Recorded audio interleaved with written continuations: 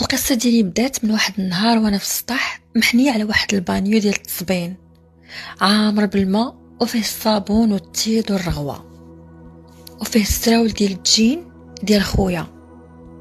كنفرك فيهم بيديا بشويه بشويه بقطعه بقطعه بلاصه بلاصه في دوك الجينات.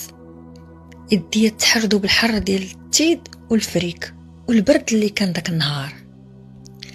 ظهرني ضرجني وتقسم عليا بكثرة ما انا محنيه.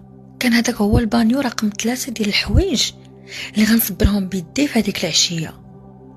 لابسه واحد البيجامه ديال امي فزقات عليا بالما وبردات ودار واحد الزيف ديال حياتي سترى به الشعكوك. كان زمان نهار الحد للياتي راهما في الحمام باش غدا يصبحوا نقيات، اللي غتمشي لخدمتها تمشي ولا غتمشي للقرايه تمشي، ولا راهم كيوجدوا حوايجهم باش يمشيو غدا، ولا على الاقل راهم خاشين راسهم في الحفاظه كيحفظوا ويوجدوا ويبريباريو. انا مخشيه في هذاك السطح في هذاك البرد في هذيك العشيه، مهمومه وكئيبه وكنبكي بحال ديك الحمامه اللي كتمشي تجيب ما تاكل لولادها وترجع للعش وتلقاهم ما كاينينش، داوهم الناس داروا عليهم شي طاجين ولا شي رفيسه ولا شي حاجه، وتبقى مسكينه مهمومه وكدور بحال الهبيله، القلب مهرس والنفسيه محطمه. كنفرك في هذوك الجينات ودموعي كيطيحوا في الماء بارد والجو بارد والحوايج اللي لابسه باردين والجسم ديالي بارد، كلشي بارد وكئيب بحال شي معتقل مبني تحت الارض.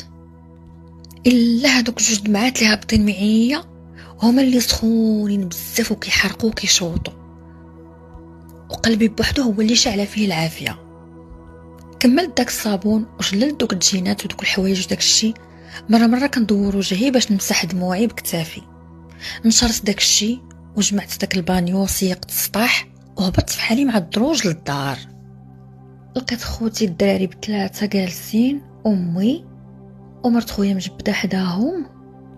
مرت خويا الكبير كانت مجبده وراجلها اللي هو خويا الكبير حط عليها راسو على فخدها وحط رجليه على فخد امي. مرتو كتحك ليه راسو، امي كتحك ليه رجليه، ماشي كتحك ليه رجليه ولكن كدير ليه داك المساج، كتلعب ليه في صبعانو وقدمو وداك الشيء.